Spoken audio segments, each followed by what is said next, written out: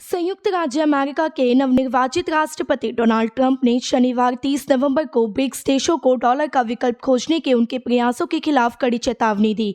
Trump ने dollar का विकल्प ढूंढने की कोशिश कर रहे ब्रिक्स देशों से आयात पर 100% टैक्स लगाने की धमकी दी है।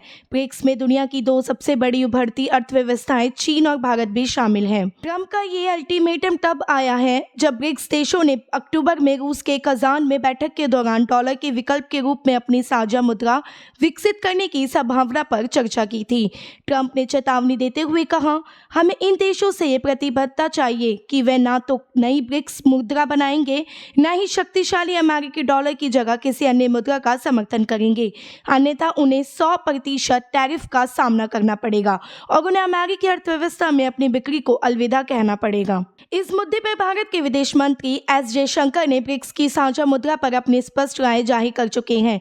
उनका कहना था कि संभावना बहुत कम है कि ब्रिक्स देशों में कोई साझा मुद्रा विकसित हो, क्योंकि हर देश अपनी मुद्रा के जरिए वैश्विक व्यापार करता है और इसके लिए उनके बीच मौद्रिक नीतियों, वित्तीय नीतियों और राजनीतिक दृष्टिकोणों का मजबूत सामंजस्य होना जरूरी है।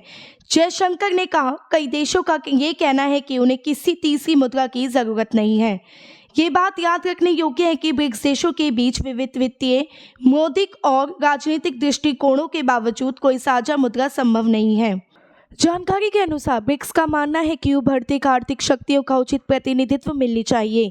ब्रिक्स देशों की संयुक्त अर्थव्यवस्था 28.5 ट्रिलियन डॉलर या विश्व अर्थव्यवस्था का 28% है। कच्चे तेल के उत्पादन में ब्रिक्स देशों की हिस्सेदारी 44% है, लेकिन इसके बावजूद वैश्विक कारोबार पर अमेरिकी डॉलर का दबदबा है।